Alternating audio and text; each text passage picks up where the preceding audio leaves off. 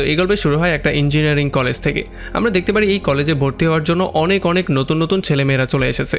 এখানে আমরা 3টা বন্ধুকে দেখতে পারি, যাদের নাম ছিল আজ্জু, বেবি এবং স্যান্ডি। আর যেহেতু তারা 3জনই একই রুমের মধ্যে থাকতো, এই জন্য তাদের মধ্যে খুবই ভালো একটা ফ্রেন্ডশিপ হয়ে গিয়েছিল। তারা একে অন্যের খুবই ভালো বন্ধু হয়ে গিয়েছিল। তারা 3জনই একে অন্যের সাথে সব কিছু শেয়ার করতো, তাদের মনের কথাবার্তা খুলে বলতো, তাদের ফ্যামিলি কন্ডিশন নিয়ে বিভিন্ন সময় আলাপ আলোচনা করতো। তবে পরদিন সকালবেলা যখন তারা 3জন কলেজে চলে আসে, তখন তারা সবাই পুরোপুরি শক্ট হয়ে যায়। তারা দেখতে পারে কলেজের মধ্যে সিনিয়ররা জুনিয়রদেরকে র্যাগিং করছিল। আর এগুলো দেখার পরে তারা প্রচণ্ড ভয় পেয়ে যায়, কারণ তারা চিন্তা করছিল তাদের পালা না আবার চলে আসে।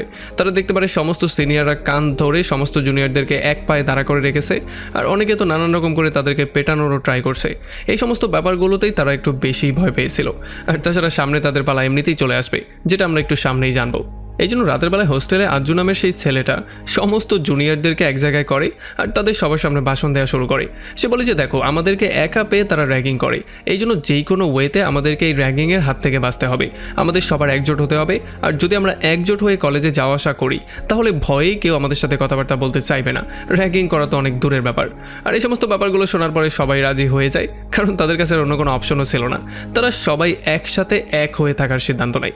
এই জন্য পরদিন সকালবেলায় যখন তারা সবাই মিলে একসাথে কলেজে আসে, তখন তাদেরকে র্যাগিং করা তো দূরের কথা, সিনিয়ররা তাদের সংখ্যা এত বেশি একসাথে দেখার পরে তাদের সাথে কথাবার্তা পর্যন্ত বলতে ভয় পাচ্ছিল। এরপরে পরদিন সকালবেলা যখন আজ্জু তার গ্রুপ নিয়ে একটা জায়গায় দাঁড়িয়েছিল, তখন বাইক দিয়ে 2টা সিনিয়র সেখান দিয়ে ক্রস করছিল। তবে আজ্জু আর তার গ্রুপ কোনোভাবেই রাস্তা থেকে সরছিল না। যদিও সিনিয়র তাদেরকে হুমকি দামকি দিয়ে বলছিল রাস্তা থেকে সরে যাওয়ার জন্য, তবে কোনোভাবেই তারা তো রাস্তা থেকে সরছিলই না, বরং তারা সিনিয়রের সঙ্গেও বেয়াদবি করা শুরু করে দিয়েছিল। কারণ সিনিয়রদেরকে এখন আর তারা কোনো দামই দিচ্ছিল না, আর সিনিয়রদের যেই ভয় ছিল সেটা তো তাদের মধ্যে থেকে চলেই গিয়েছে। এই জন্য তারা সিনিয়রদেরকে উল্টাপাল্টা বলা শুরু করে। তবে এই সমস্ত ব্যবহারগুলো দেখার পরে সিনিয়রদের মাথা প্রচণ্ড গরম হয়ে যায়। তারা যদিও এখানে তেমন কিছু করে না, তবে তাদের অবস্থা দেখে আমরা এটা ক্লিয়ারলি বুঝতে পারি যে তারা হয়তোবা জুনিয়রদের অবস্থা খারাপ করে দেবে। আর এরপরে যখন হোস্টেলে এসে আজ্জু এই কথাটা সবার সঙ্গে শেয়ার করে, তখন এখানে সবাই প্রচণ্ড ভয় পেয়ে যায়। কারণ তারা জানতে পারে যেই ছেলেটার সাথে তারা পাঙ্গা নিয়েছে, সেই ছেলেটার অন্য কেউ ছিল না, সে ছিল গুট্টি নামের একটা ছেলে, যে কিনা এই কলেজের সবচেয়ে বড় গ্যাংস্টার। মানে সেই হচ্ছে এই কলেজের সবচেয়ে বড় নেতা, আর সেই সমস্ত কিছু কন্ট্রোল করে। সবাইকে আচ্ছা রকম ধোলাই করার কাজটাও সে করে। তাছাড়া তার একটা বিশাল বড় গ্রুপও আছে। এই জন্য এখানে সবাই প্রচণ্ড ভয় এই জন্য পাচ্ছিল যে সেনা আবার তাদের হলের মধ্যে এসে তাদেরকে পেটানো শুরু করে, কারণ তার কাছে সেই পাওয়ারও আছে। তো এখন এই সমস্ত ব্যাপারগুলোর জন্য যত নিউ কামার ছিল তাদের মধ্যে সমস্যা শুরু হয়ে যায়, মানে তাদের মধ্যে বিভিন্ন রকমের দ্বিমত শুরু হয়ে যায়। এই জন্য আজ্জুর গ্রুপ ছেড়ে কিছু ছেলে অন্য জায়গায় চলে যায়, যদিও এখনও কিছু ছেলে আজ্জুর গ্রুপের সাথে ছিল। আর তারা সবাই মিলে তাদের যত অস্ত্রশস্ত্র ছিল, মানে লাঠি সোটা বা ছুরি টুরি জাগেই ছিল, সেই সমস্ত জিনিস এক জায়গায় করে ফেলে, যাতে করে যখন রাতে গুট্টি তার গ্রুপ নিয়ে তাদের উপরে আক্রমণ করতে আসবে, তখন এগুলোর মাধ্যমে তারা তার গ্যাংকে প্রতিহত করতে পারে। তবে আসলে রাতের বেলায় যখন গুট্টি তার গ্যাং নিয়ে আসে, তখন তারা পুরোপুরি শক্ট হয়ে যায়। কারণ গুট্টির গ্যাংয়ের মধ্যে এত মেম্বার ছিল, আর সে এত ছেলেদেরকে নিয়ে এখানে চলে এসেছে। পুরো হোস্টেলের মধ্যেও এতগুলো ছেলে ছিল না। সো তারা তাদের সাথে ফেস কি করবে? তারা যদি তাদের সঙ্গে মারামারি করতে যায়, তাহলে হয়তো তারা তাদের হাড্ডি মাংস গুঁড়োই করে ফেলতে পারে। মানে কালকে সকালে আর তারা বের হওয়ার মতো অবস্থায় থাকবে না। এই জন্য বাকি যেই ছেলেরা আজ্জুর গ্রুপে এখন পর্যন্ত ছিল, তারা সবাই আজ্জু আর তার 3টা ফ্রেন্ডকে ধাক্কা দিয়ে বাইরে বের করে তারা ভেতর থেকে দরজা লক করে দেয়, যাতে করে যদি মারটার খায় তাহলে আজ্জু আর তার ফ্রেন্ডরাই খায়, তাদের কোনো ক্ষতি না হয়। অ্যান্ড এখন আর কি হওয়ার ছিল, গুট্টি আজ্জু, বেবি আর স্যান্ডিকে আচ্ছা রকম করে ধোলাই করে, আর তাদেরকে পেটাতে তাদের জামা কাপড় খুলে তাদেরকে ধরে সোজা তার আন্ডারগ্রাউন্ডের গোডাউনে নিয়ে যায়। আর পরবর্তী 2টা দিন তাদেরকে সেখানে রেখে গুট্টি আর তার পুরো গ্যাং মিলে তাদেরকে আচ্ছা রকম করে ধোলাই করে। আর 2 দিন ধোলাই করার পরে ফাইনালি তাদেরকে এই শর্তে ছেড়ে দেয়, যাতে করে ভবিষ্যতে আর তারা সিনিয়রদের দিকে চোখ তুলে না তাকায়, আর তাদের সাথে পাঙ্গা নেওয়ার কোনো রকম সাহসও না করে। তো এখন 2 দিন পরে আজ্জু আর তার বন্ধুরা কোনো রকমে হোস্টেলে ব্যাক তো করে ফেলে। তবে আজ্জু কোনোভাবেই এই অপমানটা সহ্য করতে পারছিল না। মানে গুট্টি যে তাদেরকে 2 দিন রেখে আচ্ছা রকম করে ধোলাই করেছে, এই ব্যাপারটা পুরো হোস্টেলে ছড়িয়ে পড়েছে। এখন সবাই তাদেরকে অন্য নজরে দেখা শুরু করে দিয়েছে। আর তাছাড়া আজ্জুর মনের মধ্যে প্রতিশোধের একটা আগুন জ্বলছিল। সে যেই কোনো ওয়েতে গুট্টির থেকে বদলা নিতে চাইছিল। এই জন্য সে সবসময় বিভিন্ন রকম করে টেনশন করা শুরু করে যে কীভাবে সে গুট্টির কাছ থেকে বদলা নিতে পারে। আর ফাইনালি তার মাথায় একটা বুদ্ধি চলে আসে। এই জন্য সে তার বন্ধুদেরকে বলে যে আমার মাথায় একটা বুদ্ধি আছে কী করে গুট্টির থেকে বদলা নেওয়া যায়। সো আমার প্ল্যানিংটা হচ্ছে গিয়ে এইরকম। আমরা যেমনটা জানি যে গুট্টির কাছে অনেক অনেক লোকজন আছে, মানে বিশাল বড় একটা গুন্ডা বাহিনী আছে। এখন আমাদের কাছেও এমন গুন্ডা বাহিনী আসতে পারে, মানে আমরা যদি এমন কারোর সাথে ফ্রেন্ডশিপ করে ফেলতে পারি যার কাছে একটা বিশাল বড় বাহিনী আছে, তাহলে অবশ্যই ফ্রেন্ড হিসেবে তাদের বাহিনীও আমাদের হয়ে যাবে। সো আমরা সেই বাহিনীর মাধ্যমে গুট্টির কাছ থেকে বদলা নিলেও নিতে পারি। সো এখন আমাদের করণীয় হচ্ছে গিয়ে আমাদেরকে এমন একটা লোককে খুঁজে বের করতে হবে যার কাছে অলরেডি একটা বিশাল বড় গ্যাং আছে, আর তার সাথে যখন আমরা ফ্রেন্ডশিপ করে ফেলবো তখন সেই বাহিনীও আমাদেরই হয়ে যাবে। সো এখন থেকে আমরা প্রতিদিন গিয়ে বারে আড্ডা দেবো, আর আমরা এই ব্যাপারটা খুঁজে বের করার ট্রাই করব যে কার কাছে বিশাল বড় গ্যাং বাহিনী আছে, আর তার সাথে গিয়েই আমরা ফ্রেন্ডশিপ করার ট্রাই করব। তো এখন যেহেতু আজ্জুর ফ্রেন্ডরা ওই ব্যাপারটা মেনে নিয়েছে, এই জন্য পরদিন সন্ধ্যা থেকেই তারা বিভিন্ন বারে গিয়ে আড্ডা দেওয়া শুরু করে, আর এক এক করে বিভিন্ন গুন্ডাদের সাথে ফ্রেন্ডশিপ করার ট্রাই করে। তবে তারা যতজনের সাথে ফ্রেন্ডশিপ করার ট্রাই করছিল সবাই তাদেরকে বাচ্চা মনে করে ইগনোর করে দিচ্ছিল, আর এই সমস্ত ব্যাপারগুলোর জন্য তাদের মন আরও বেশি খারাপ হয়ে যায়, কারণ তারা দেখতে পাচ্ছিল যে তাদের এই প্ল্যানিংটাও তাদের চোখের সামনেই নষ্ট হয়ে যাচ্ছে। তো এরপরে আজ্জু আর তার ফ্রেন্ডরা একটা বারের মালিক সম্পর্কে জানতে পারে, যেই মালিক বিশাল বড় একজন গ্যাংস্টার। এই জন্য তারা দ্রুত গিয়ে সেই মালিকের সঙ্গে খাতিরদারি করার ট্রাই করে। তবে সেই মালিকের যেই বডিগার্ডরা ছিল তারা কোনোভাবেই তাদেরকে তার কাজ পর্যন্ত ঘেঁষতেই দিচ্ছিল না। এই জন্য তারা প্রচণ্ড মন খারাপ করে ফাইনালি বাথরুমে চলে আসে। তবে এখানে যখন তারা বাথরুমে পি করছিল তখন এখানে রাঙ্গা নামের একটা লোক চলে আসে, যে কিনা বেবির কাছে এসে একটা লাইটার চায়। তবে বেবির মাথা যেহেতু অলরেডি গরম হয়েছিল এই জন্য সে তাকে লাইটার তো দেয়ই না, বরং উল্টাপাল্টা অনেক কিছু বলা শুরু করে। তবে এতে করে রাঙ্গা তাদের উপরে রাগ তো হয়ই না, বরং বেবি যেই সিগারেটটাকে খাচ্ছিল রাঙ্গা সেই সিগারেট থেকেই তার নিজের সিগারেটটা খুবই স্টাইলিশ ওয়েতে ধরিয়ে ফেলে। আর এগুলো দেখার পরে তো বেবি আর তার ফ্রেন্ডরা অনেক বেশি শকড হয়ে যায়। তারা চিন্তা করে যে এই লোকটা এত অদ্ভুত কেন। তো এরপরে যখন আজ্জু আর তার বন্ধুরা বারের মধ্যে এসে একটা টেবিলে বসে তখন তাদের সামনের টেবিলেই রাঙ্গা নামের সেই লোকটা এসে বসে। আর যখনই রাঙ্গা এখানে এসে বসে তখন বারের মালিক তার কাছে এসে তাকে সালাম দেয়, আর তার সাথে এমন করে কথাবার্তা বলা শুরু করে যেন সে হচ্ছে তার চেয়ে বড় গুন্ডা। আর এগুলো দেখার পরে তো বেবি আর তার গ্রুপ পুরোপুরি শক্ত হয়ে যায়। তারা চিন্তা করে যে আমরা তো বারের মালিককেই বিশাল বড় গুন্ডা মনে করেছিলাম, কিন্তু এখন তো দেখছি সে হচ্ছে তার চেয়েও বড় গুন্ডা। আর তাছাড়া সে খুবই ভালো মেজাজের ছিল, বেবি তার সাথে খারাপ ব্যবহার করলেও সে বেবির সাথে একেবারেই রুড ব্যবহার করেনি। এই জন্য বেবি গিয়ে তার সঙ্গে কথাবার্তা বলে, আর যখন রাঙ্গার নজর তাদের দুজনের উপরেও পড়ে তখন সে তাদের তিনজনকেই তার টেবিলে এনে তার নিজের টাকা দিয়ে তাদেরকে বিয়ার খাওয়ায় আর নানান রকমের খাবার দাবারও খাওয়ায়। তো এখানে কথাবার্তা শেষ করে যখন তারা এখান থেকে চলে যাচ্ছিল তখন রাঙ্গা তাদেরকে নতুন করে কালকে আসার জন্য দাওয়াত দিয়ে দেয়। আর এইটা শোনার পরে তো তারা সবাই খুবই হ্যাপি হয়ে যায়, কারণ তারা ফাইনালি বুঝে গিয়েছে যে বিশাল বড় একটা গ্যাংস্টারের সাথে তাদের বন্ধুত্ব হয়ে গেছে, আর তারা চাইলে তার মাধ্যমেই গুট্টি থেকে প্রতিশোধ নিতে পারবে। কারণ এখন যেহেতু রাঙ্গা তাদের বন্ধু হয়ে গেছে তার মানে তার সমস্ত লোকজনও তাদের ফ্রেন্ড হয়ে গেছে। এই জন্য আজ্জু তার বন্ধুদেরকে নিয়ে প্রতিদিনই বারে আসা শুরু করে, আর প্রতিদিনই রাঙ্গার সঙ্গে মিট করে এখানে ফ্রিতে খাবার দাবার খায় আর তার সঙ্গে আড্ডা দেওয়া শুরু করে। আর এমন করে করে অনেকগুলো দিন আড্ডা দেওয়ার পরে ফাইনালি তাদের মধ্যে একটা ভালো সম্পর্ক হয়ে যায়, আর তার যত লোকজন ছিল তাদের সাথেও তাদের একটা ভালো খাতির হয়ে যায়।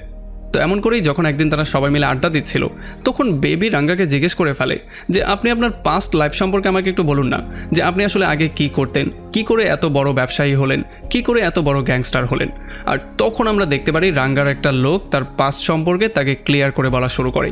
সে বলে যে আজ থেকে অনেক বছর আগে আমাদের রাঙ্গা ভাই একটা জুসের দোকানে কাজ করতো, যেখানে তাকে খুবই কম স্যালারি দেওয়া হতো। তবে সে এই কাজটা এই জন্য করতো যাতে করে সে তার কলেজের ফিস সেই টাকা দিয়ে পরিশোধ করতে পারে। তবে সেই দোকানের মালিক সমস্ত টাকাগুলো শেয়ার মার্কেটে লাগিয়ে দিয়েছিল, আর দুর্ভাগ্যবশত তার সমস্ত টাকাগুলো ডুবে গিয়েছিল। আর এতে করে আমাদের রাঙ্গা ভাইয়েরও অনেকটা ক্ষতি হয়ে গিয়েছিল, কারণ তার যত পরিশ্রমের টাকা পয়সা ছিল সেগুলোও পানিতে ডুবে গিয়েছিল। তবে এর কয়েক বছর পরে সেই কোম্পানিটা রকেটের মতো উপরের দিকে যাওয়া শুরু করে, আর তাদের যত টাকা সেখানে লাগানো ছিল সেই সমস্ত টাকাগুলো 40 গুণ বেশি হয়ে তাদের কাছে ব্যাক করেছিল। আর এতে করেই রাঙ্গা ভাই লালে লাল হয়ে গিয়েছিল, কারণ যেই দোকানের মালিক ছিল সে তো অলরেডি ভয়ে পালিয়ে চলেই গিয়েছিল। এরপরে রাঙ্গাভাই সেই সমস্ত টাকাগুলোকে উঠিয়ে সেটা দিয়ে একটা বিশাল বড় জমি কিনেছিল, যেই জমির উপরে আজকে একটা ইন্টারন্যাশনাল এয়ারপোর্ট হয়েছে। আর সেই জন্যই রাঙ্গাভাই কোটিপতি হয়ে গেছে, আর সেই টাকা দিয়েই আমরা মজমাস্তি করছি। তবে এটা তো হচ্ছে রাঙ্গাভাইয়ের গরিব থেকে বড় লোক হওয়ার গল্প, কিন্তু সে কি করে ক্রাইম করে করে বিশাল বড় গ্যাংস্টারে পরিণত হলো সেই গল্পটা এখনও বাকি। আসলে তার গুন্ডা হওয়ার গল্পটা ছিল কিছুটা এইরকম। সে একদিন যখন জুসের দোকানে কাজ করছিল তখন এখানে কিছু গুন্ডারা এসে নিজেদের মধ্যেই তর্কাতর্কি করা শুরু করে দিয়েছিল। আর এই গুন্ডারা ছিল রেড্ডি নামের একটা গুন্ডার লোক। আর যখন তারা এখানে তর্কাতর্কি করছিল তখন এগুলো রাঙ্গার একেবারেই সহ্য হচ্ছিল না। এই জন্য সে গিয়ে তাদেরকে থামানোর ট্রাই করছিল, মানে যাতে করে তারা এখানে তর্কাতর্কি করে কাস্টমারদের ডিস্টার্ব না করে।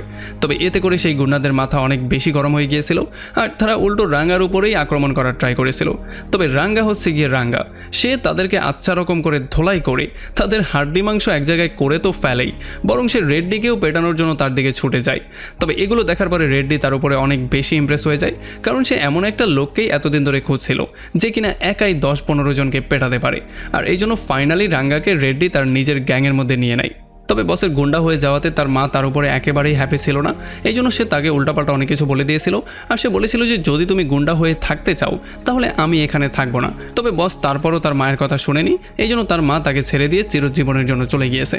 তবে যখন বসের কাছে এত টাকা দেখতে পেয়েছে সেই জুসওয়ালা, মানে আগের যেই দোকানদার ছিল, তখন সে বসের কাছে এসে তার কাছে নতুন করে টাকা দাবি করা শুরু করেছিল। আর এই সমস্ত ব্যাপারগুলোতে বসের মাথা অনেকটাই গরম হয়ে গিয়েছিল। এই জন্য সে সেই দোকানদারকে মেরে তার রক্ত দিয়ে ঘরটাকে পেইন্ট করে নিয়েছিল। আর এগুলো শোনার পরে তো আজ্জু আর তার ফ্রেন্ডের 12টা বেজে যায়, কারণ তারা প্রচণ্ড ভয় পেয়ে গিয়েছিল।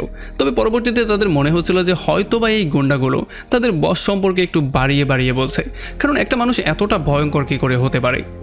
তো এরপরে পরদিন সকালবেলা রাঙ্গা আজ্জু আর তার গ্রুপকে কল দেয় আর তাদেরকে বলে যে আমাদের একটা বদমাইশ গ্রুপের সাথে ফাইট হতে যাচ্ছে, যদি তোমরা দেখতে চাও তাহলে চলে আসো, কারণ এই ফাইটটা অনেকদিন পরে হচ্ছে আর এটা খুবই ইন্টারেস্টিং একটা ফাইট হতে যাচ্ছে। আর এগুলো শোনার পরে তো আজ্জু আর তার গ্রুপ হাসতে হাসতেই রাজি হয়ে যায় আর সন্ধ্যাবেলায় তারা চলে আসে ফাইটটা দেখার জন্য। তবে এখানে ফাইট যখন শুরু হয়ে যায় তখন তারা পুরোপুরি শক্ট হয়ে যায়। তারা দেখতে পারে যে রাঙ্গা তো কারো গায়ে হাত পর্যন্ত তুলছে না, মানে সে তো কাউকে নিজে নিজে মারছেও না, বরং তার লোকজনই সবাইকে আচ্ছা রকম করে ধোলাই করছে। আর রাঙ্গা তাদেরকে শুধুমাত্র ইনস্ট্রাকশন দিচ্ছিল আর এই ব্যাপারগুলোকে শুধুমাত্র এনজয় করছিল। আর এই সমস্ত ব্যাপারগুলো যখন রাঙ্গার লোকজনের কাছে তারা জিজ্ঞেস করে তখন রাঙ্গার লোকজন তাকে এটা ক্লিয়ার করে জানিয়ে দেয় যে আসলে যখন রাঙ্গার মা তাকে ছেড়ে দিয়ে চলে গিয়েছিল তখন কিছুদিন পরে রাঙ্গা এই ব্যাপারটা অনুভব করতে পেরেছিল যে আসলে সে যেই রাস্তায় গিয়েছে এই রাস্তাটা তার জন্য মোটেও ঠিক না, মানে সে ভুল একটা রাস্তা চুজ করেছে। এই জন্য সে তার মায়ের কাছে পরবর্তীতে মাপ চাওয়ার জন্য গিয়েছিল। তবে ততদিনে তার মায়ের মৃত্যুই হয়ে গিয়েছিল, মানে সে পরপারে চলে গিয়েছিল। এই জন্যই তারপর থেকে আমাদের বস কসম করে নিয়েছিল যে সে আর কোনোদিনও কারো উপরে হাত তুলবে না। আর এই জন্যই আমরা সবাইকে আচ্ছা রকম করে ধোলাই করি আর বস দূরে দাঁড়িয়ে আমাদেরকে শুধু ইনস্ট্রাকশন দেয় যে কী করে তাদেরকে মারতে হবে। তো এরপরে পরদিন সকালবেলা রাঙ্গা তার যে সেকেন্ড বাংলোটা আছে সেটা আজ্জু আর তার গ্রুপকে থাকার জন্য দিয়ে দেয় আর তাদেরকে একটা বুলেটও দিয়ে দেয়, যাতে করে এইটার মাধ্যমে তারা কলেজে যাতায়াত করতে পারে। তবে যখন তারা কলেজে এই বাইকটা নিয়ে যায় তখন এটা দেখার পরে গুড্ডি তাদের উপরে প্রচণ্ড রাগ করে। এই জন্য সে জোর করে তাদের থেকে চাবি নিয়ে নেয় আর তাদেরকে হুমকি দিয়েও বলে দেয় যে তোমরা পরবর্তীতে এই বুলেট নিয়ে আর কোনোদিনও কলেজে আসবে না, তাহলে তোমাদের অবস্থা খারাপ করে দেব, কারণ তোমরা হচ্ছে এখনও জুনিয়র, সো বুলেট নিয়ে আসার অধিকার এখনও তোমাদের হয়নি। আর এই সমস্ত ব্যাপারগুলোতে আজ্জু আর তার গ্রুপ প্রচণ্ড রাগ করে ফেলে। এই জন্য সন্ধ্যার সময় রাঙ্গার সঙ্গে মিট করেই তারা গুড্ডি সম্পর্কে তাকে সমস্ত ব্যাপারগুলো ক্লিয়ার করে জানিয়ে দেয়, বরং তারা তো তার সম্পর্কে আরও উল্টাপাল্টা কিছু বাড়িয়েও বলে দেয়। বলে যে গুড্ডি আমাদেরকে টর্চার করতে করতে আমাদের অবস্থা খারাপ করে দিয়েছে, আমাদের হাড্ডি মাংস একবার ভেঙে গুঁড়ো করে দিয়েছিল। আর তাছাড়া আজকে সে আমাদেরকে থ্রেট করে বলে দিয়েছে যাতে করে কালকে থেকে আমরা বুলেট নিয়ে আর না যাই, কারণ আমরা নাকি জুনিয়র আর জুনিয়রদের বুলেট নিয়ে যাওয়ার কোনো অধিকার নেই। আর এই সমস্ত ব্যাপারগুলো শোনার পরে রাঙ্গার মাথা প্রচণ্ড গরম হয়ে যায়। এই জন্য সে বলে যে ঠিক আছে, তোমরা কালকে পর্যন্ত ওয়েট করো, কালকে তোমাদের কলেজে আমি আসছি আর আমি দেখছি সেই গুডটিকে কী করে টাইট করতে হয়। তো এরপরে পরদিন সকালবেলা যখন রাঙ্গা তাদের কলেজে চলে আসে তখন বেবি প্রথমেই গুড্ডিকে কল দিয়ে উল্টাপাল্টা গালাগালি করা শুরু করে। আর এতে করে প্রচণ্ড মাথা গরম করে যখন গুড্ডি তার লোকজন নিয়ে তাদের কাছে চলে আসে আর বেবিকে জোরে একটা চড় মেরে দেয়, তখনই রাঙ্গার মাথা প্রচণ্ড গরম হয়ে যায়। এই জন্য রাঙ্গা যখনই ইনস্ট্রাকশন বলে দেয় তখন রাঙ্গার গুন্ডারা এক এক করে গুড্ডি আর তার বন্ধুদেরকে আচ্ছা রকম করে ধোলাই করা শুরু করে, তাদেরকে পেটাতে তাদের অবস্থা খারাপ করে ফেলে। আর এই সমস্ত ব্যাপারগুলো দেখার পরে এখানে সবাই প্রচণ্ড ভয় পেয়ে যায়।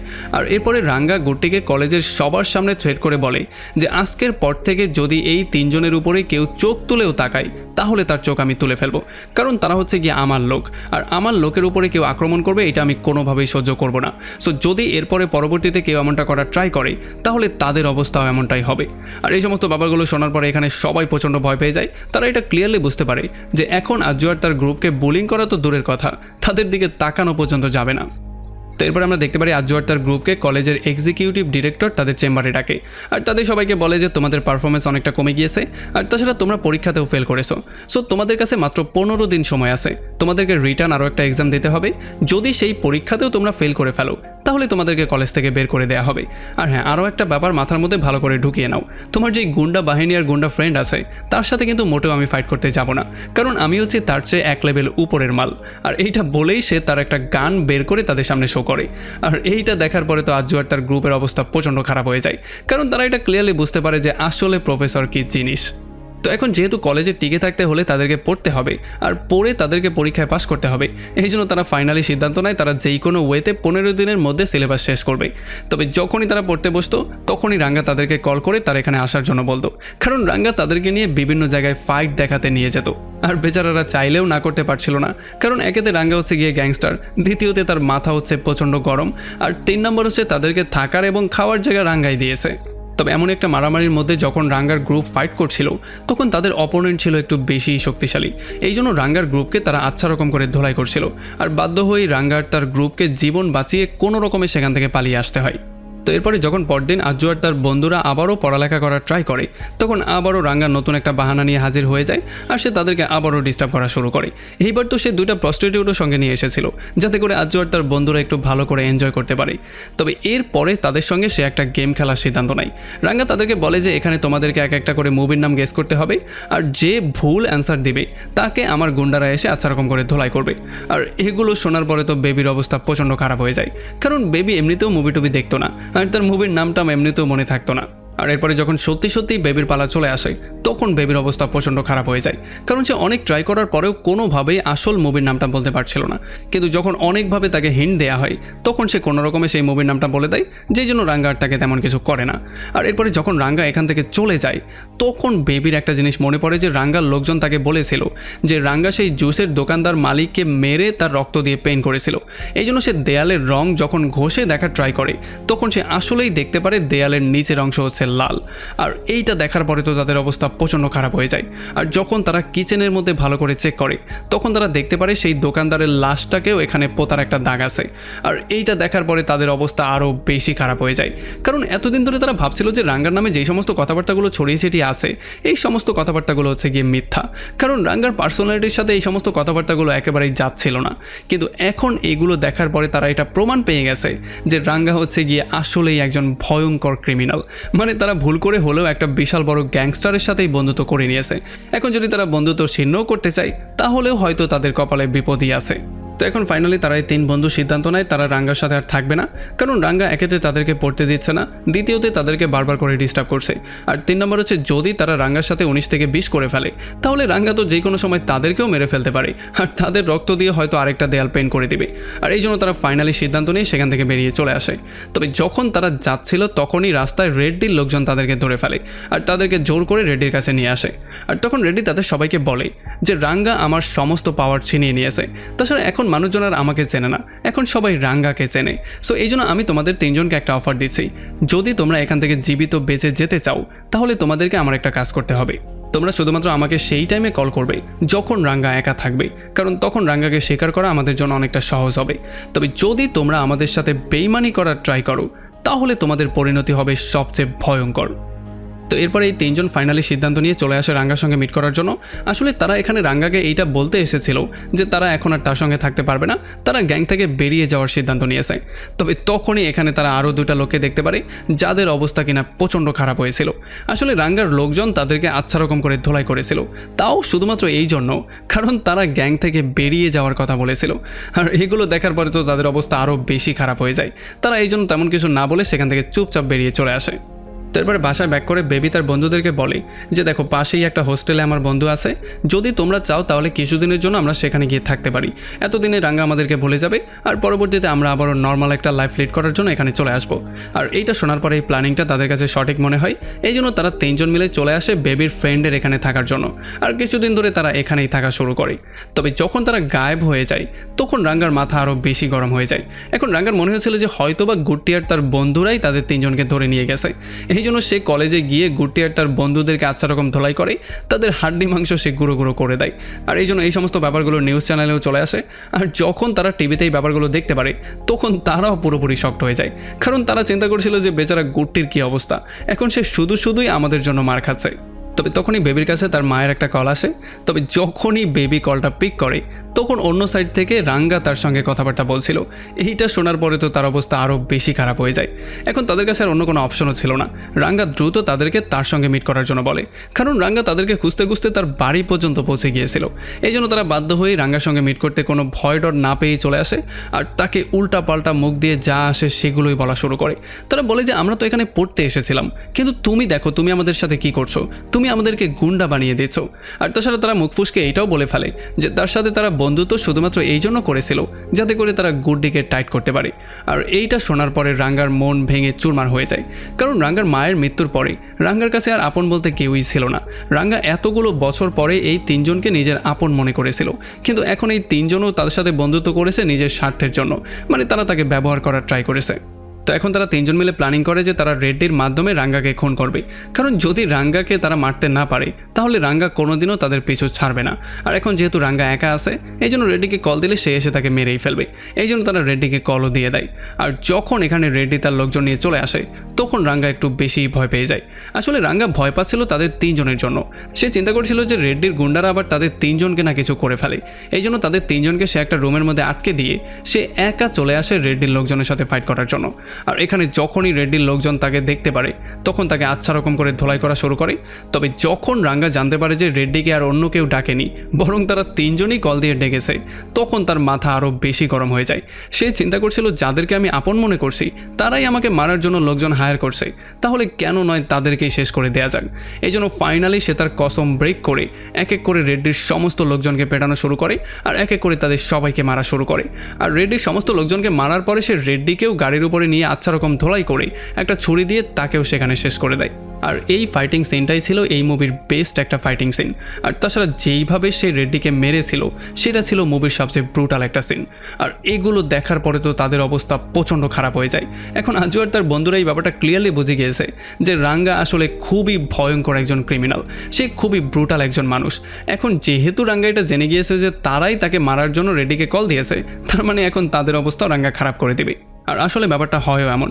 রাঙ্গা প্রচণ্ড মাথা গরম করে একটা কুড়াল নিয়ে এসে তাদেরকে মারার জন্য তাদেরকে খোঁজা শুরু করে। আর রাঙ্গার হাত থেকে বাঁচার জন্য তারা তিনজন একটা কোণায় গিয়ে লুকিয়ে পড়ে। আর রাঙ্গা তন্ন তন্ন করে পুরো ঘরের মধ্যে খোঁজা শুরু করে, কারণ সে চিন্তা করেছিল তাদেরকে যেখানেই পাবে সেখানেই সে মেরে ফেলবে। তবে যখন তাদেরকে সে তন্ন তন্ন করে খুঁজছিল তখনই বেবির ফোনের মধ্যে তার মায়ের কল চলে আসে।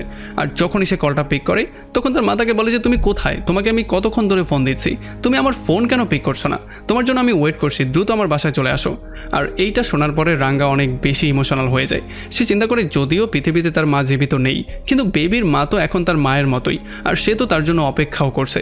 এই জন্য ফাইনালি সে দরজা ভেঙে যখন তাদের তিনজনকে পেয়ে যায় তখন তাদের তিনজনকে সে কিছু না করার সিদ্ধান্ত নেয়। সে বলে যে চলো এখান থেকে পালিয়ে যাও, তোমাদেরকে আমি কিছু না করার সিদ্ধান্ত নিয়েছি, তোমাদের জীবন আমি ভিক্ষা দিয়ে দিলাম। তবে যাওয়ার আগে রাঙ্গা তাদেরকে একটা কন্ডিশনও দিয়ে দেয়। সে বলে যে এখন থেকে তোমাদেরকে ভালো করে পড়ালেখা করতে হবে।